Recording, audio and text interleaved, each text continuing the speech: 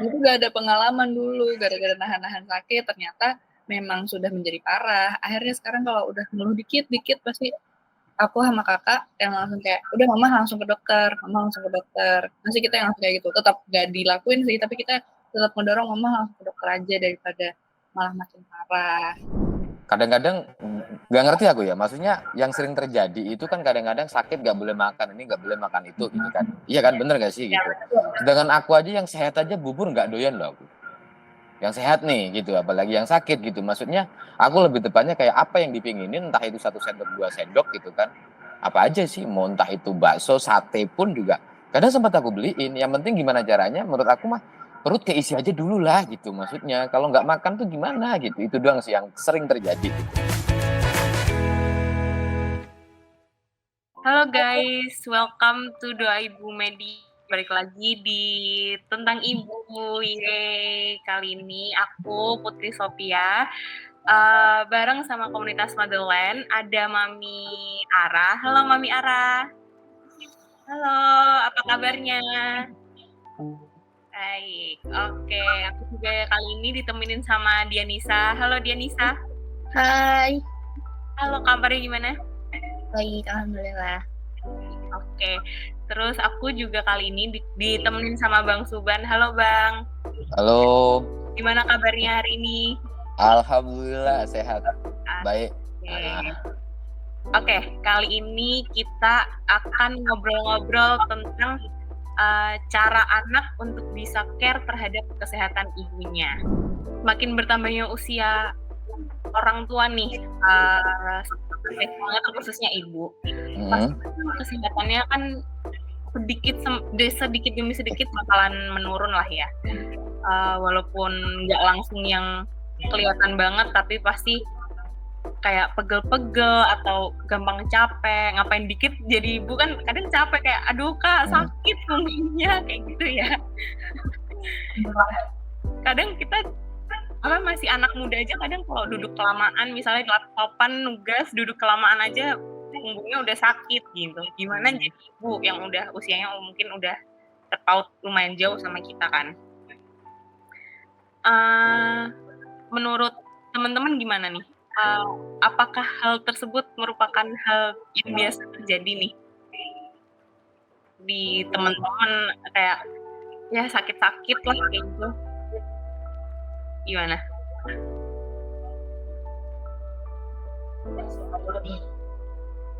Coba Mami Ara dulu boleh.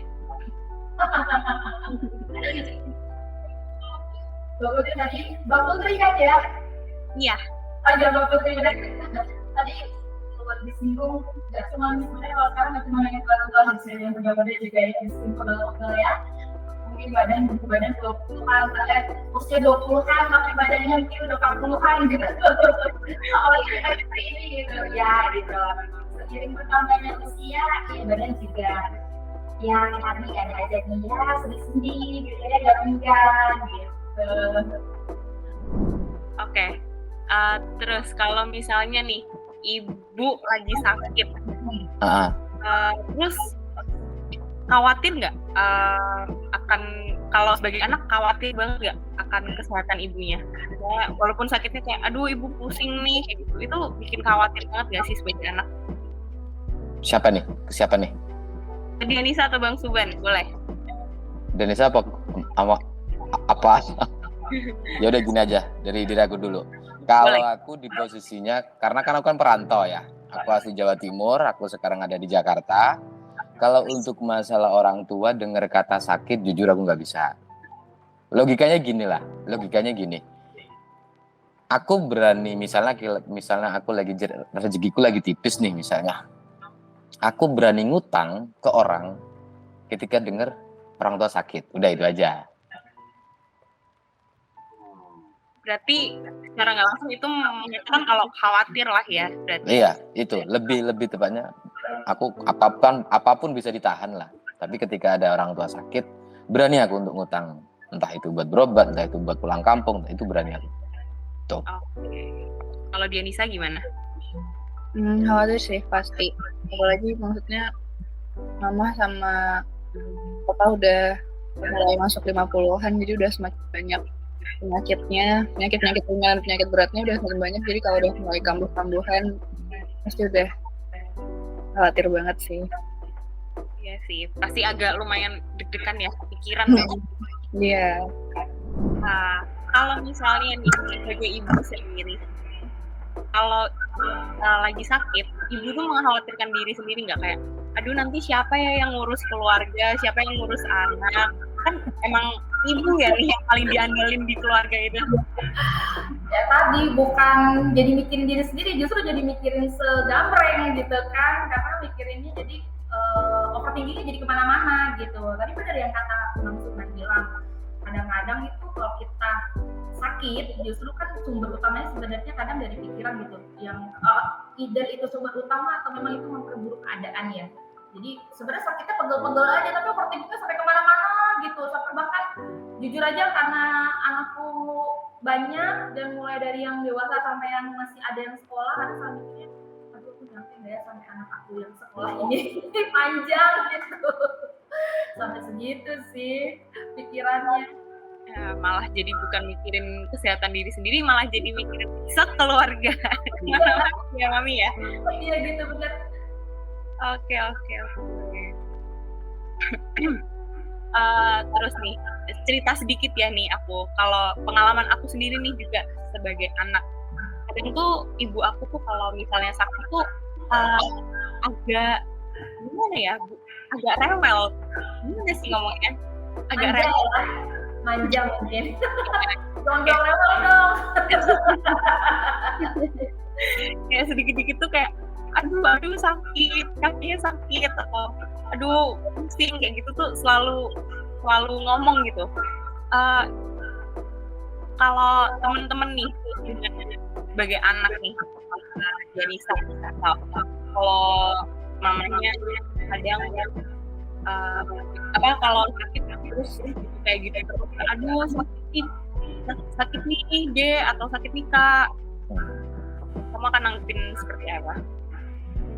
Kalau aku karena tahu mama tuh bukan orang yang kalau sakit harus dibawa ke dokter langsung. Maksudnya mama tuh orang yang nahan-nahan sakitnya sampai sakit banget, nanti baru dibawa ke dokter. Itu gak ada pengalaman dulu, gara-gara nahan-nahan sakit ternyata memang sudah menjadi parah. Akhirnya sekarang kalau udah ngeluh dikit pasti aku sama kakak yang langsung kayak, udah mama langsung ke dokter. Masih kita yang langsung kayak gitu, tetap gak dilakuin sih, tapi kita tetap mendorong mama langsung ke dokter aja daripada malah makin parah. Gitu kalau aku sih. Kalau Bang Suban gimana nih? Kalau ibuku tuh beda karakternya sama aku. Kalau aku tuh suka manja kan, kalau misalnya sakit gitu kan, karena ada orang yang dimanjain lagi gitu, jadi bisa gitu, entah itu kakak, entah itu adik gitu. Tapi kalau ibuku tuh lebih tipikal orangnya tuh nggak mau ngerepotin anak, jadi lebih tepatnya tuh kayak aku yang sering kayak, udah bu pengen apa gitu. Dia baru tuh mengeluarkan rasa manjanya itu. Nah itu tipe ibuku sih, kayak gitu. Oke, tapi kalau misalnya ibu udah kayak ya pengen ini pengen itu, Bang Suban gimana nih? Kayak oke, langsung turutin atau gimana? Turutin karena ya maksudnya kadang-kadang gak ngerti aku ya, maksudnya yang sering terjadi itu kan kadang-kadang sakit gak boleh makan ini, gak boleh makan itu gitu kan. Iya kan, bener gak sih gitu. Sedangkan aku aja yang sehat aja bubur gak doyan loh aku. Yang sehat nih gitu, apalagi yang sakit gitu. Maksudnya aku lebih tepatnya kayak apa yang dipinginin, entah itu 1 sendok 2 sendok gitu kan, apa aja sih, mau entah itu bakso, sate pun juga kadang sempat aku beliin. Yang penting gimana caranya, menurut aku mah perut keisi aja dulu lah gitu. Maksudnya kalau nggak makan tuh gimana gitu. Itu doang sih yang sering terjadi gitu, entah itu regal sama susu, regal sama teh gitu, apapun itu gitu, kalau dalam posisi sakit ya. Oke. Kalau Mami Ara nih, aku mau nanya, kalau cerita aku kan mama aku agak manja ya kalau lagi sakit. Sebagai ibu nih, menurut Mami Ara, itu tuh sebenarnya bentuk perhatian, sebenarnya bentuk ibu untuk mencari perhatian ke anak atau gimana? Karena iya, sebenarnya yang harus dipahami adalah ya ibu itu ya secara individu juga ya berdiri sendiri gitu loh. Maksudnya kalau ibu kan peran ya karena kebetulan melahirkan atau mungkin punya anak gitu. gitu ya, akhirnya punya peran tuh jadi ibu gitu. Tapi secara individu gitu ya, tetap aja manusia biasa gitu. Dan itu memang kadang bentuk salah satu bentuk cari perhatian kita juga itu bisa jadi loh. Mungkin kalau yang sepengalaman aku ya, karena aku membiasakan ayo dari yang enak, nggak enak, suka, tidak suka, atau apapun kita ngobrol. Jadi apapun usahakan untuk ngomong. Jadi aku juga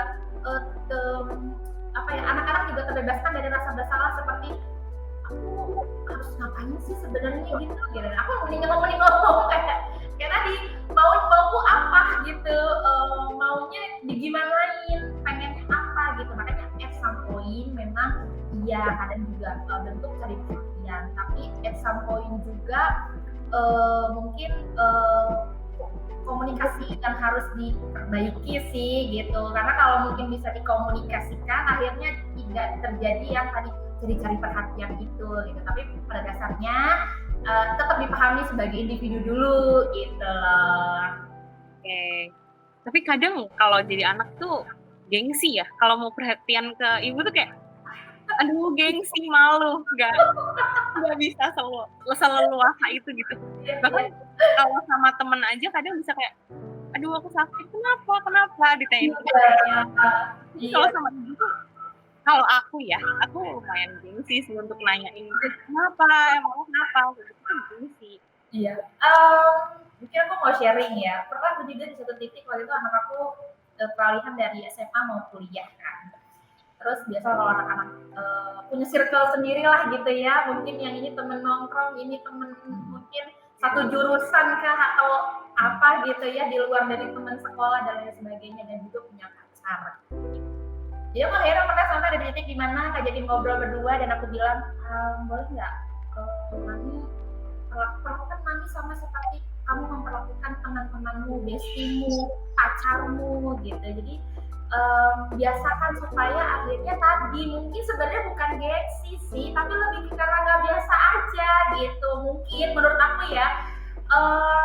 Karena buat aku kayak harusnya nggak ada barrier gitu, ibu sama anak nggak ada barrier kayak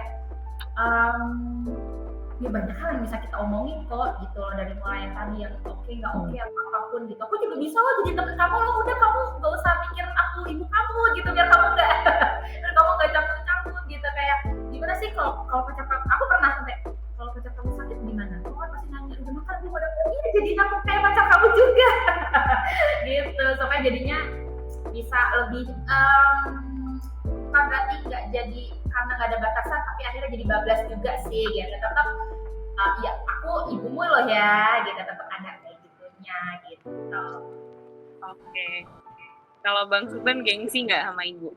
Jadi nih tambahan buat dari Bunda tadi itu, secara gengsi sebenarnya kan orang tua kan selalu merhatiin kita kan. Jadi dalam artian itu perkembangan kita ke dewasa itu selalu merhatiin, entah itu dari perguruan sekolah atau kesuksesan gitu kan, orang tua kasih merhatiin lah. Kadang-kadang yang bikin benteng pagar itu menurut aku tuh orang tua ke situ, karena anaknya udah pinter gitu kan logikanya gitu aja. Jadi aku itu kalau aku pribadi, aku tuh punya abang-abang gitu, punya abang 2 gitu, kakak cewek 2 gitu. Kebetulan keluarga aku banyak gitu kan. Jadi kasarannya itu ketika aku udah dari Jakarta, aku pulang kampung 2 tahun, terus maksudnya setiap tahun pulang, terus kedua tahun kok ngerasa aku hal yang berbeda gitu. Kasarannya aku ngeliat kakak-kakakku, sorry nih ya, aku lihat kakak-kakakku ketika datang ke rumah orang tua itu kebanyakan menjadi tamu. Itu menjadi tamu, jadi sorry banget gitu. Jadi dan aku pun kayak ngerasa sampai aku bener-bener, Bu jangan perlakukan aku sebagai tamu ketika aku pulang kampung. Itu sempat aku ngomong kayak gitu. Kalau mau nyuruh, kalau mau mukul kasarnya kayak gitu.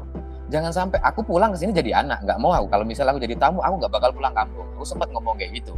Karena saking nggak enaknya ngelihat orang tua aku ngeliat aku, karena aku ya basic orang kampung lah, merantau di Jakarta kayak gitu bla bla bla. Jadi kayak suksesannya kayak gimana gitu, terlalu berlebihan mikirnya gitu, dan terlalu kayak dibangga-banggakan sebagai anakku sukses, anakku gini. Jadi maksudnya itu malah jadi beban moral banget ketika di kampung itu.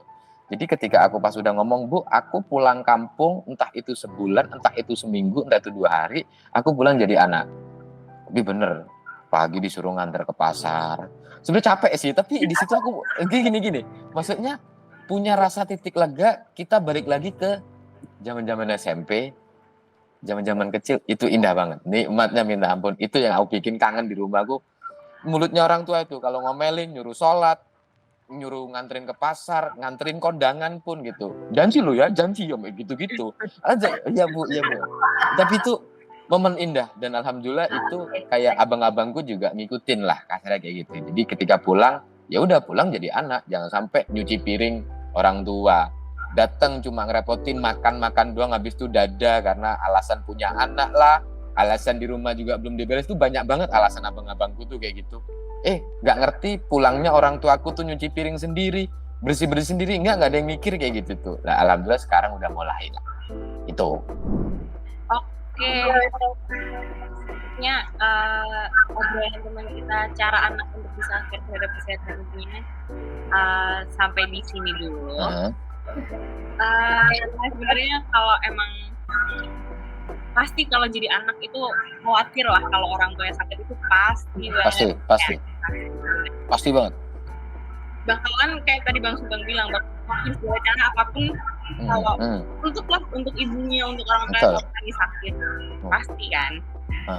Tapi kadang kalau ada anak yang gengsi sama apanya, mungkin ya karena emang belum bisa ngobrol kayak yang tadi bilang, masih ada benteng juga yang membatasi antara ibu sama anaknya. Mungkin itu yang bisa diruntuhin pelan-pelan untuk melanjutkan. Betul. Kayak gini tambahan. Jadi kayak gak tau kenapa itu di tahun-tahun akhir sampai sekarang itu gak tau kenapa itu kayak lebih mikirin kayak gini. Banyak banget teman-temanku ngejar karir ya, sukses ya. Ketika sukses orang tuanya nggak ada itu kayak. Wah. Sedih ya.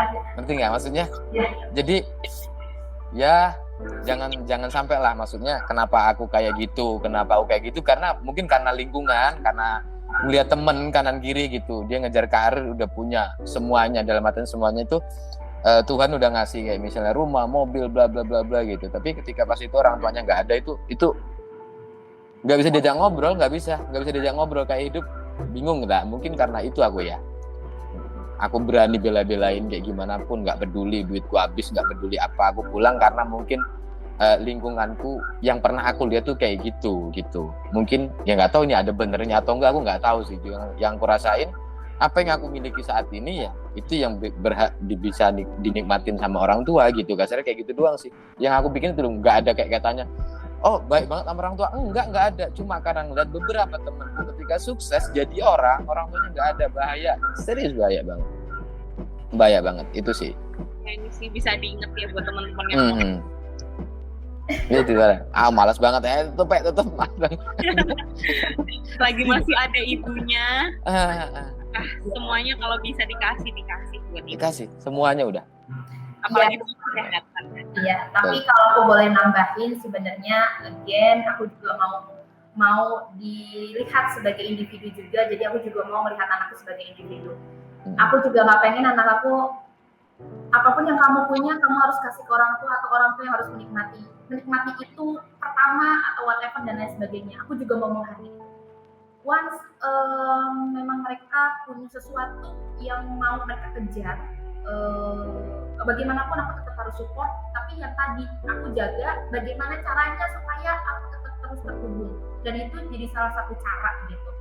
Jadi justru kayak balik lagi karena ini topiknya, kalau ibu sakit gimana ya, again aku akan lihat kalau emang ternyata situasi dan kondisinya tidak memungkinkan untuk, mungkin kalau Bang Subhan beda ya, mungkin kayak seperti melakukan tindakan dan itu adalah bentuk rasa sayangnya gitu. Tapi buat aku setiap orang punya caranya masing-masing. Yang penting kita jangan sampai terputus hubungannya dengan si anak. Kalau memang ternyata si anak punya kendala gitu dalam membuktikan sayangnya saat ibunya sakit dan lain sebagainya, sekarang caranya udah banyak banget. So aku juga tetap pengen ngingetin, hargain anak-anakku, aku menghargai kalian sebagai individu, jadi everybody happy lah harusnya kayak gitu sih. Oke. Aku tutup aja kali ya obrolan kali ini. Terima kasih Mami Ara, Bang Suban, dan Dianisa udah nemenin aku ngobrol-ngobrol di tentang ibu kali ini. Semoga obrolan kali ini bisa bermanfaat buat teman-teman yang mungkin masih bingung gimana cara Amin. share Amin, amin. ibunya. Oke, sampai jumpa di selanjutnya. Ya, terima kasih. Dadah.